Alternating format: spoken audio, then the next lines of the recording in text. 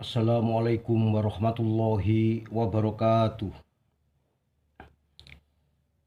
Alhamdulillahilladzi arsala rasulahu bil huda wa dinil haq liyudhhirahu ala dini kullih walau karihal kafirun. Asyhadu an la ilaha illallah wahdahu la syarikalah wa asyhadu anna Muhammadan abduhu wa rasuluh. Allahumma salli wa sallim wa barik ala sayyidina Muhammadin wa alihi thayyibin tahirin wa ashabihi ajma'in, amma ba'du. Pertama-tama kita panjatkan puja dan puji kehadirat Allah Subhanahu wa Ta'ala, dan mudah-mudahan sholawat dan salamnya terlimpahkan kepada junjungan kita manusia agung dan suci Rasulullah Shallallahu Alaihi Wasallam dan ahlal baitnya. Saudara-saudara, para hadirin yang saya hormati, akhir-akhir ini zaman sudah keadaannya tidak karu-karuan.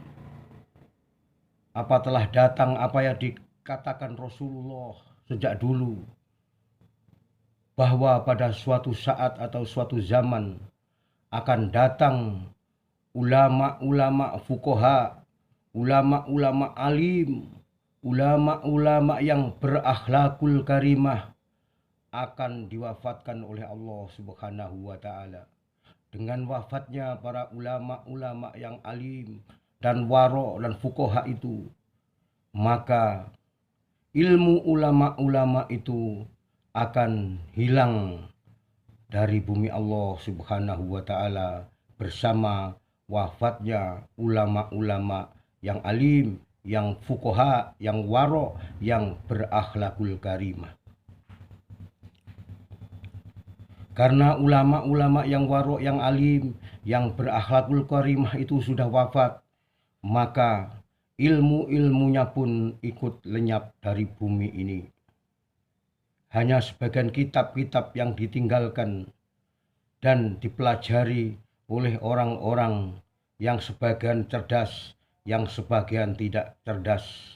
Bahkan murid-muridnya yang bersanad langsung kepada ulama-ulama yang alim itu pun sekarang sudah meninggal.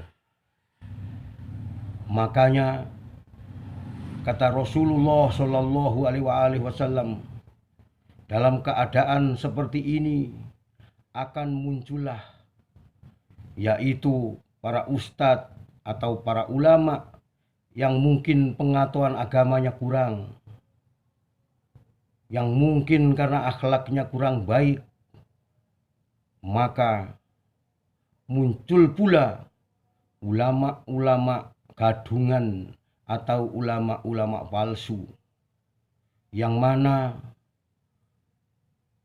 ceramahnya sering menghasut dan mengadu domba dan saling menjelekkan di antara pengikut para mazhab yang ada di dunia ini. Orang berbeda paham, berbeda mazhab dianggap musuh. Orang berbeda pendapat atau berbeda pilihan dianggap musuh. Ini saudara-saudara, sesuatu keadaan yang tidak sehat di negeri ini. Saya curiga jangan-jangan di negeri ini sudah ada para kacung-kacung yang dibayar untuk mengadu domba para ulama dan mengadu domba terhadap orang-orang muslim, agar orang-orang Islam di Indonesia ini akan kacau balau dan saling tuduh menuduh, saling tidak percaya satu sama lain. Padahal sesungguhnya Islam adalah bersaudara. Al-muslimu akhul muslim. Sesungguhnya orang-orang muslim adalah saudara-saudara kita semua. Maka Allah pernah memperingatkan dalam ayat suci Al-Quran, wa'tasimu bihablillahi jami'a wala tafarruqu. Hendaklah kita berpegang tali Allah, yaitu Al-Quran, wala tafarruqu, dan jangan saling bercerai-berai. Ada sebagian tafsir yang mengatakan tali Allah adalah orang-orang yang masih suci, orang-orang maksum setelah Rasulullah. Itulah yang harus kita ikuti. Dengan kita ikuti orang-orang yang maksum, orang-orang yang mutlak, yang dijamin oleh Allah kebaikannya dan akhlaknya, maka disitulah kita akan taklid kepadanya, agar kita diselamatkan dari fitnah-fitnah yang sekarang merajalela, yang ditebarkan oleh orang-orang yang tidak bertanggung jawab, entah itu dari komunisme, liberalisme, ateisme. Makanya saudara-saudara, kita harus kembali mengingat pada jasa para ulama-ulama yang terdahulu, atau para wali-wali Allah yang menginjakkan ke bumi Nusantara Indonesia ini, yang mana dialah yang pertama memasukkan agama Islam dari Mekah, dari Arab Saudi menuju ke bumi Nusantara Indonesia ini. Yaitu kalau menurut sejarah, dia kebanyakan adalah orang-orang Hadramaut atau orang-orang Yaman. Dan orang-orang Yaman inilah yang sekarang masih ada keturunannya yang disebut dzurriyyah Rasulullah Shallallahu Alaihi Wasallam, atau para habib, para habaib. Itulah yang berjasa menyebarkan Islam di bumi Nusantara kita Indonesia ini. Makanya kita ucapkan alhamdulillahirabbil alamin, terima kasih yang sebesar-besarnya kepada Wali Songo atau para wali setelah Wali Songo yang menyebarkan agama Islam di Republik Indonesia ini. Makanya Islam yang kita terima saat ini sampai sekarang ini adalah Islam yang rahmatan lil alamin. Islam yang menyebarkan rahmat bukan hanya kepada orang Islam, tapi kepada semua manusia, bahkan makhluk lainnya yang ada di dunia ini. Hadirin yang saya hormati, kalau yang membawa Islam dulu adalah para Wahabi, yang mana dia pergi dari Arab ke Indonesia, yang bermadhabkan madhab Wahabi, saya kira tidak mungkin Islam akan ada di Indonesia ini. Karena dia sering mengkafir-kafirkan orang dan sering memusyrik-musyrikkan orang. Orang-orang seperti itu bukan ahli strategi atau tidak mengenal tata sosial pada saat itu. Tapi wali-wali Allah yang kebanyakan dzurriyyah Rasulullah Shallallahu Alaihi Wasallam, dia mempunyai akhlak seperti datuk-datuknya dulu, yaitu Rasulullah Shallallahu Alaihi Wasallam. Dari keturunan Sayyidina Husain lah wali-wali Allah itu mendarat di bumi Nusantara ini dan menyebarkan Islam dengan cara akhlakul karimah, yaitu budi pekerti yang mulia. Karena apa? Di bumi Indonesia pada saat itu bukan tidak ada agama, karena sudah ada agama, yaitu Hindu, Buddha, dan kepercayaan lainnya, animisme, dinamisme, dan lain-lain. Dan agama Jawa juga sudah ada. Ini kalau tidak menggunakan akhlak, maka Islam tidak akan diterima di bumi Nusantara Indonesia ini. Karena keahliannya dalam mengelola bagaimana caranya Islam ini akan bisa diterima oleh orang-orang yang non-muslim pada saat itu. Makanya wali Allah adalah bukan orang sembarangan, tapi dia orang-orang yang cerdas. Selain itu, orang-orang yang diberi karomah oleh Allah Subhanahu wa Ta'ala. Kalau tidak mungkin orang-orang yang sudah fanatik dengan agama lama dan kepercayaan lama akan berpindah ke agama Islam, saudara-saudara. Maka dari itulah kita tidak boleh meremehkan jasa para wali Allah. Tidak boleh meremehkan apa yang sudah dilakukan pada saat itu oleh wali-wali Allah. Seperti yang dilakukan oleh Sunan Ampel, yang nama aslinya adalah Sayyid Ali Rahmatullah Al-Murtado, yaitu Kanjeng Sunan Ampel, yang disebut sekarang Raden Rahmatullah. Jadi Sayyidnya diganti dengan keningratan Jawa itu Raden Rahmatullah Ali Murtado. Itu sangat pandai, saudara-saudara. Sangat cerdas, bahkan di atas cerdas, saudara-saudara. Bagaimana tidak? Dia dilahirkan di Campabani atau sekarang mungkin Kamboja. Itu datang dengan ayahnya ke bumi Nusantara. Dia diundang oleh Raja Brawijaya yang ada di Mojopahit. Dia datang bukan hanya dengan bapak dan Kanjeng Sunan Ampel, tapi dengan adik ipar bapaknya, yaitu seorang dari Campabani yang disebut oleh orang-orang Trowulan dan Jombang sekitarnya adalah Putri Cempo. Lalu Putri Cempo ini karena orang Campa itu cantik dan kulitnya putih-putih, maka tertariklah Raja Brawijaya ini. Maka disuntinglah Putri Cempo ini karena dia cantik, dijadikan permaisurinya. Dan Sunan Ampel yang tampan, ganteng, serta berakhlakul karimah, sopan, serta menghargai manusia, apa saja agamanya, apa saja kepercayaannya, maka diambil menantu oleh Raden Brawijaya dengan anaknya yang disebut Dewi Condrowati. Dari situlah Sunan Ampel leluasa menyebarkan agama Islam di bumi Nusantara kita ini. Karena apa? Karena dia jadi menantu raja. Tidak ada berani orang yang mengganggu. Rakyat biasa tidak berani. Para patih juga tidak berani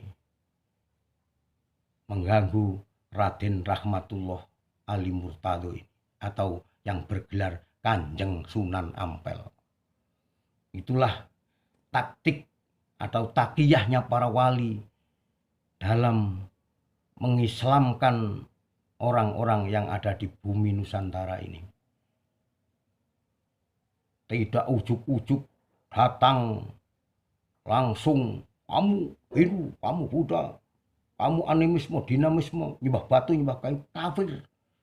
Kalau menyebarkan agama model seperti ini, Islam tidak akan laku pada saat itu. Atau malah orang yang menyebarkan seperti ini akan mati karena dipukuli oleh orang-orang pada saat itu yang sudah punya agama. Saudara-saudara para hadirin yang saya hormati. Makanya itulah yang disebut dakwah. Yang disebut dakwah yaitulah sesuai dalam ayat suci Al-Quran. Ud'u ila sabili rabbika bil hikmati wal mau'izatil hasanati wajadilhum billati hiya ahsan. Maka Muhammad, ajaklah manusia ke jalan Tuhanmu. Wal mau'izatil hasanati wajadilhum billati ahsan. Dengan hikmah, dengan cara yang arif dan bijaksana, dengan cara yang tidak menyakiti hati orang-orang yang belum Islam. Bil hikmati wal mau'izatil hasanah, dengan kata-kata yang bagus, dengan cara-cara yang bagus. Wajadilhum billati ahsan. Kalau Anda hendak bermujadalah atau berdebat atau adu argumen atau berhujah billati hiya ahsan, dengan cara yang paling bagus, saudara-saudara. Itulah cara Rasulullah berdakwah. Makanya diikuti oleh para dzurriyyahnya ini, saudara-saudara. Akhirnya Islam jadi berkembang luas, berkembang pesat yang sekarang saya saksikan, kita semua menyaksikan di Republik Indonesia ini. Itulah hasil jeripayah para wali-wali Allah. Maka jangan remehkan wali-wali Allah. Anda semua para ustadz, para ulama sekarang ini tidak ada apa-apanya dengan wali-wali Allah. Dengan wali-wali Allah, saudara-saudara. Tidak ada apa-apanya. Makanya jangan sombong, saudara-saudara. Jangan meremehkan wali-wali Allah. Itu adalah orang-orang karomah, orang-orang pilihan. Makanya digendaki Allah untuk sampai ke bumi ini, untuk menyebarluaskan Islam yang rahmatan lil alamin. Bukan Islam yang suka mengancam-ancam, yang suka ingin berperang. Nabi sendiri tidak menginginkan untuk berperang pada waktu itu. Nabi dakwah dengan cara lembut. Contohnya apa? Nabi pernah ditantang oleh orang-orang Yahudi di Madinah. Tapi ya Nabi tidak ingin peperangan itu terjadi. Karena akibat peperangan apa yang terjadi? Banyak anak yatim. Keadaan ekonomi tidak karu-karuan. Kita sholat tidak bisa sholat seperti keadaan normal. Kita sholat khauf atau sholat dalam keadaan ketakutan. Itulah kalau kita menginginkan peperangan, saudara-saudara, akibatnya sangat buruk sekali. Makanya Nabi ingin mengadakan perjanjian damai dengan Yahudi yang ada di Madinah pada saat itu. Itu adalah sikap Rasulullah Shallallahu Alaihi Wasallam. Kalau Rasulullah mengalami peperangan pada saat itu, banyak perang juga, perang Khandaq, perang Uhud, perang Khaybar ini berhadapan dengan Yahudi yang panglimanya adalah Sayyidina Ali bin Abi Thalib radhiyallahu an. Ini karena terpaksa, saudara-saudara. Karena Yahudi mengingkari janjinya. Orang-orang yang suka ingkar dengan janjinya sendiri. Dan terus memaksa ingin memerangi umat Islam. Maka tidak ada jawaban bagi orang-orang Islam saat itu. Terjadilah peperangan besar yang disebut perang Khandaq, saudara-saudara. Perang Khaybar, saudara-saudara. Yang panglimanya adalah Ali bin Abi Thalib. Yang mana kekuatannya sangat hebat sekali, bisa membuka pintu Khaybar dengan tangannya sendiri, saudara-saudara. Itulah kehebatan Ali radhiyallahu an. Mau apa Anda? Apa yang Anda sombongkan sekarang? Mau perang dengan siapa di sini? Ini negara damai. Perang dengan siapa? Anda ini sok jagoan untuk panglima. Kalau perang nanti ya Anda akan tewas, saudara-saudara. Punya apa? Nggak punya senjata apa-apa. Mau perang dengan siapa? Dengan pedang sekarang kalau perang. Sudah nggak sudah nggak musim perang dengan pedang. Amerika, Rusia, nuklir, saudara-saudara. Punya pesawat siluman, punya rudal. Kita pakai pedang terus. Kalau nggak pakai pedang katanya bid'ah. Bid'ah apa? Itu otakmu sudah keblinger itu.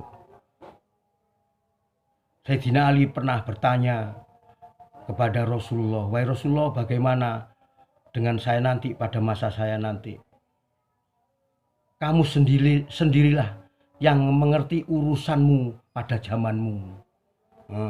Itu Rasulullah meriwayatkan hadis seperti itu. Memberi nasihat ahli seperti itu.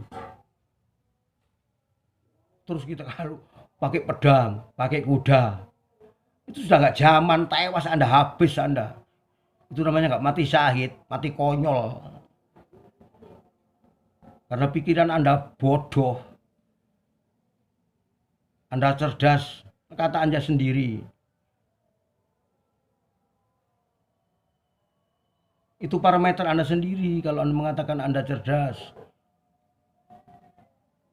Anda hafal Al-Quran, Anda hafal ayat-ayat Al-Quran dengan artinya. Tapi akhlak Anda dan Anda orang yang tidak punya strategi dalam berdakwah untuk mengembangkan ajaran Islam yang rahmatan lil alamin. Sedikit-sedikit bid'ah. Sedikit-sedikit bid'ah. Apa bid'ah itu? Bid'ah itu masalah ibadah. Kalau Anda sholat subuh 2 rakaat, lalu Anda tambah dengan 2 rakaat lagi, itu yang disebut bid'ah.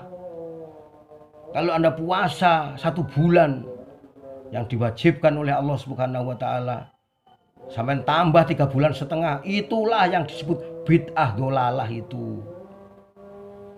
Kalau yang lain-lain bukan bid'ah. Kanjeng Nabi nggak pakai sendok makanya dengan 3 jari. Kalau sekarang Anda makan soto pakai sendok, apa itu bid'ah? Itu sudah tidak waras otakmu.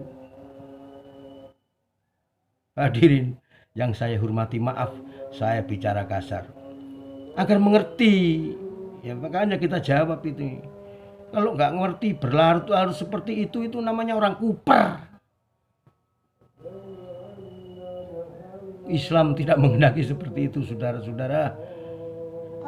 Islam masuk ke Bukhara, ke Rusia Selatan, Samarkand, Tajikistan, Turkistan, Chechnya, macam-macam itu, Indonesia termasuk, Malaysia, Thailand, Brunei, bahkan ke seluruh dunia. Itu rata-rata yang menyebarkan agama Islam adalah dzurriyyah Rasulullah Shallallahu Alaihi Wasallam,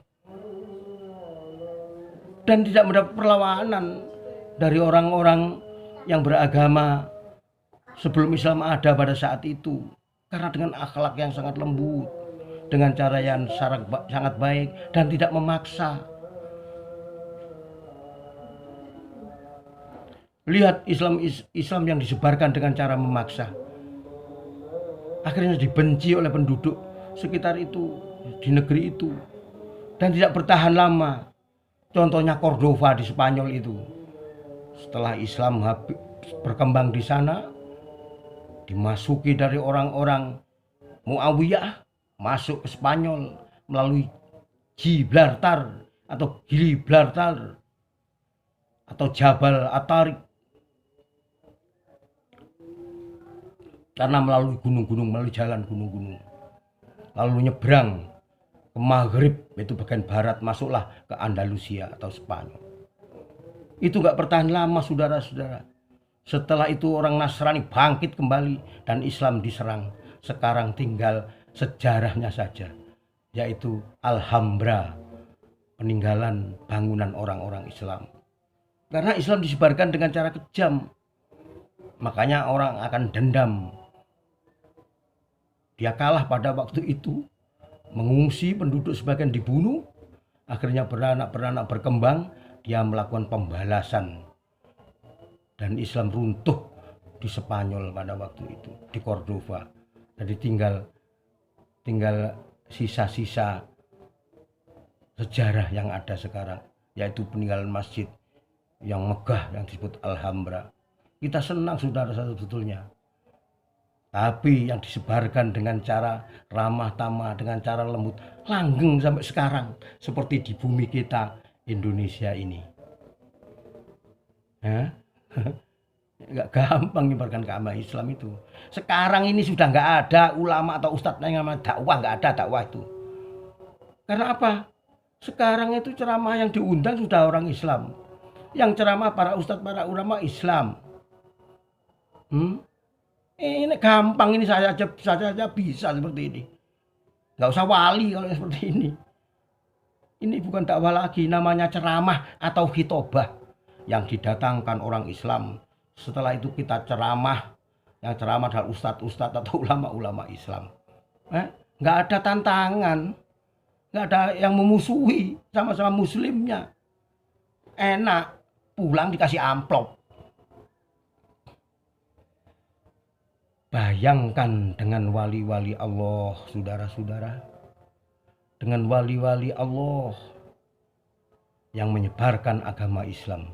Dia tidak mengambil keuntungan apa-apa, tidak mendapat amplop. Bahkan ada yang dimusuhi, padahal sudah lembut sekali dalam menyebarkan agama Islam di Indonesia. Masih ada riak-riak kecil yang memusuhi para wali, yang menghina, memfitnah. Biasa itu, kerikil-kerikil kecil dalam dakwah itu. Itu namanya dakwah mengajak-ajak wali yang sudah Islam, yang sudah beriman, mengajak-ajak pada orang yang selain Islam. Apa ini nggak sulit, saudara-saudara? Karena dia sudah beragama. Sulit, saudara-saudara. Ini loh akhirnya orang-orang yang sudah beragama, yaitu agama leluhurnya, agama Hindu, Buddha pada saat itu, animisme, dinamisme, kepercayaan, sudah ada di negeri ini. Itu loh, lambat laun dengan jangka panjang bisa menyadari suatu saat dirinya jadi orang-orang Islam yang sampai sekarang kita saksikan anak cucunya sudah Islam semuanya, sudah beriman, alhamdulillah. Khususnya di Pulau Jawa, saudara-saudara. Iya. Itu dari wali-wali Allah. Jangan ngomong wali Allah pakai media dakwah wayang, bid'ah. Kalau nggak pakai media wayang pada saat itu pakai apa? Sulit orang diajak ngomong untuk masuk Islam. Diceramai, diajak, sulit, saudara-saudara. Karena masih dakwah ini. Makanya Allah mengutus Nabi Muhammad untuk berdakwah. Nabi Muhammad tidak menggunakan uluhiyah atau kata-kata Allah, saudara-saudara. Tapi ud'u ila sabili rabbika, dengan kata-kata Tuhanmu. Ajaklah kepada Tuhanmu Muhammad. Dan Nabi Muhammad itu tidak menggunakan nama Allah sebagai Tuhan, tapi cukup Rabbik. Itu Tuhan yang sifatnya universal.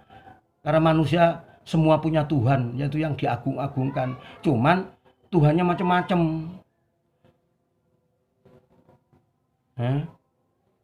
Ada monoteisme, yaitu Tuhan tauhid kita itu. Qul wallahu ahad. Katakan Muhammad, Allah itu satu. Itu Tuhan tunggal, Tuhan satu, ehad. Kata orang Yahudi ehad. Kata orang sini esa. Suatu unsur satu saja yang tidak bisa dibagi-bagi. Itu namanya esa dalam bahasa Sanskerta, saudara-saudara. Makanya Rasulullah pakai nama Allah, nanti sudah tidak mau apa Muhammad Allah itu apa. Tapi kalau Tuhan, dia menganggap Tuhan itu sesuatu yang diagungkan, kedudukannya sama dengan dewa. Orang yang menyebut Tuhan itu dewa macam-macam. Nah iya, ada Wisnu, Siwa, Bayu, dan macam-macam banyak dewa. Atau patung-patung, Lata, Uzza. Pada waktu itu Arab Jahiliyah nyembah Lata dan Uzza. Nah, kalau mengatakan Allah, kaget orang-orang. Gitu saja Nabi Muhammad masih diperangi kok ada. Apalagi kalau terang-terangan, itu kafir, kamu Hindu masuk neraka macam-macam. Ayo sekarang masuk Islam. Ya kamu ditempelengi sama orang-orang Hindu. Terus mengajaknya itu dengan hikmah, dengan bijaksana, dengan irfan. Bijaksana itu di atas keadilan, saudara-saudara. Kalau adil masih membawa masalah, banyak orang kecewa, padahal itu sudah adil. Tapi kalau dengan irfan ini, insya Allah orang-orang ini bisa menerimanya. Makanya Nabi Muhammad juga digelari Sayyidul Irfan, yaitu junjungan yang sangat bijaksana. Itu nabi-nabi kita. Terus kita mau niru siapa? Katanya kita harus mencontoh Rasulullah. Dalam diri Rasulullah ada uswatun hasanah, ada contoh yang bagus. Ya, makanya kita contoh. Kalau anak kaku, beguguk balelo makuto waton. Kalau nyontoh siapa, saudara-saudara itu? Eh? Hah? Jadi sombong seperti pintar sendiri, menang sendiri. Banyak orang-orang pintar. Kalau Anda dakwah seperti itu di Jombang itu 40% itu ustadz. Iya, 2%-nya mungkin sudah ulama zuhud. Jangan pameri dengan hal-hal seperti itu. Itu sudah kuno itu. Sudah nggak laku di Jombang orang-orang ngaji seperti itu. Sudah ketinggalan zaman nih. Eh? Eh? Eh? Terus mau apa Anda ini? Zaman sekarang ngajinya seperti itu. Sedikit-sedikit pakai pedang, sedikit-sedikit pakai panah. Iya, itu memang sunat Rasulullah. Tapi zaman ini sudah berubah. Kalau kita perang umpamanya, jangan sampai naudzubillah min dzalik, karena perang itu tidak enak, banyak korban, banyak yatim, banyak kemelaratan, banyak bangunan yang hancur. Apa Anda ingin seperti itu? Kan nggak mungkin. Dan perang sendiri sekarang kalau sudah pakai panah, pakai pedang, kuno, sudah nggak zaman. Mampus Anda. Karena ini sudah zaman modern, orang perang pakai rudal. Gak usah jarak dekat, jarak jauh bisa hancur sudah. Pakai nuklir. Pakai bom atom. Apa mau pakai onta, pakai kuda, mampus. Makanya di suatu negeri Timur Tengah yang maju yang namanya Iran itu, orangnya pinter-pinter. Sekarang senjatanya dan kekuatan militernya urutan ke-14 di dunia internasional ini. Bayangkan itu yang harus kita contoh kalau negara ingin kuat masuk Indonesia. Iya, mari kita beri senjata. Ya, Pak Prabowo itu benar itu. Borong pesawat-pesawat tempur yang modern. Kalau bisa dibangun di sini reaktor nuklir, ya. Bukan untuk perang tapi untuk listrik, untuk lain-lainnya. Kita nggak mengharapkan perang. Tapi siapa tahu suatu saat ada negara yang serakah angkara murka mau mencaplok Indonesia. Kalau militer kita lemah, ya kita akan hancur lebur. Karena sampai sekarang militer umat Islam itu masih kalah dengan militer-militer orang-orang barat dari negara-negara barat, khususnya Amerika, saudara-saudara.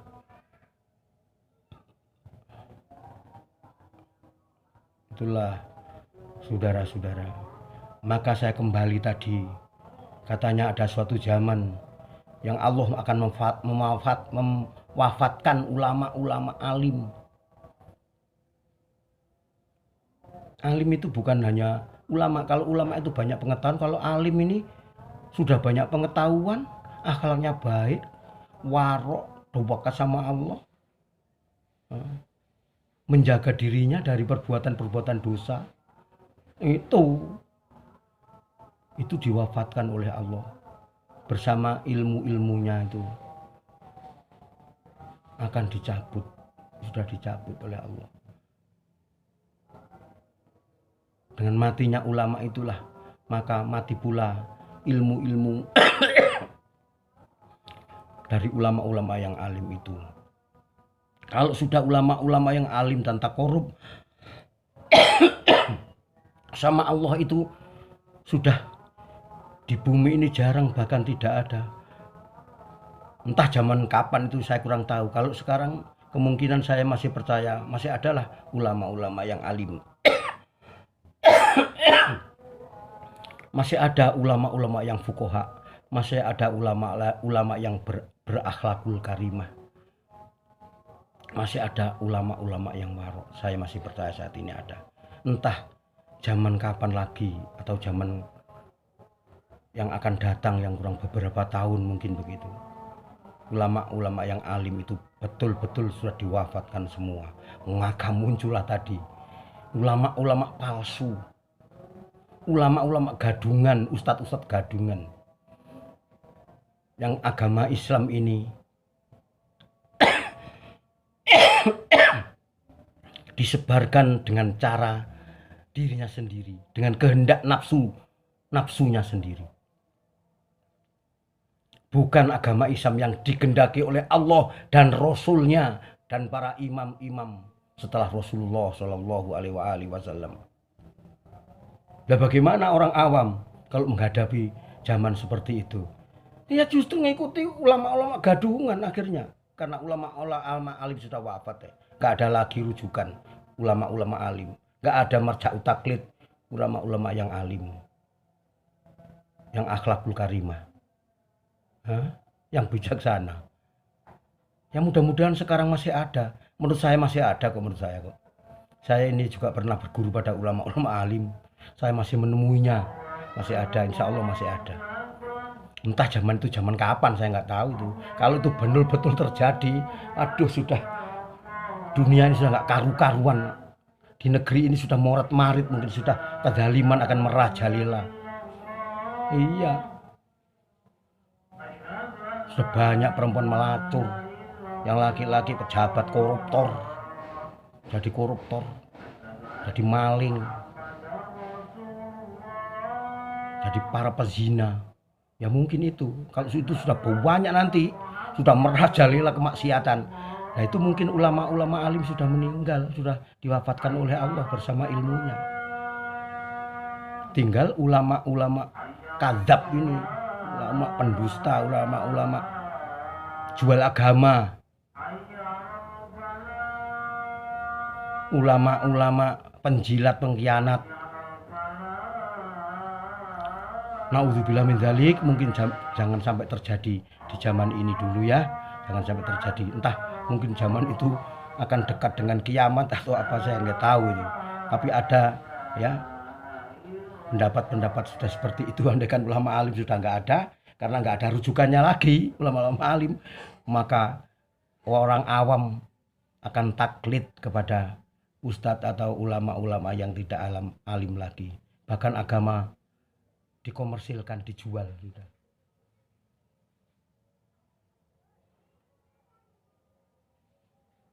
Hanya pakaiannya saja kayak ulama, tapi hatinya sudah seperti ulama.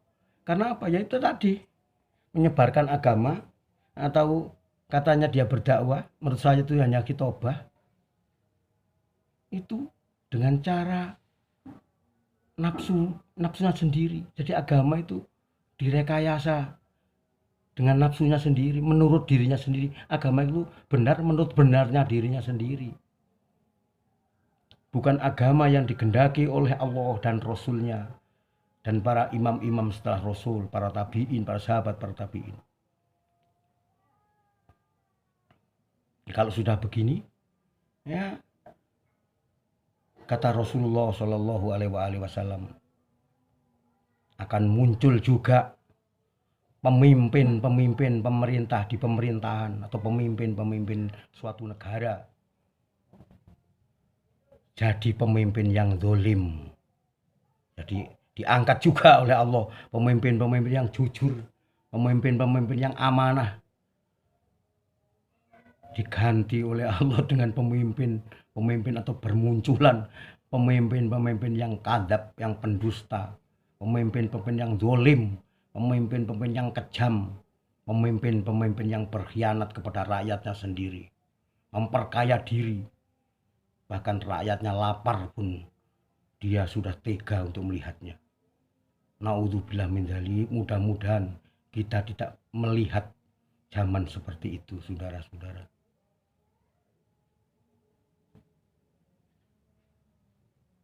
Demikianlah urun rembuk kami agar kita betul-betul mengikuti ulama-ulama yang alim, yang waro, yang fuqaha, yang berakhlakul karimah.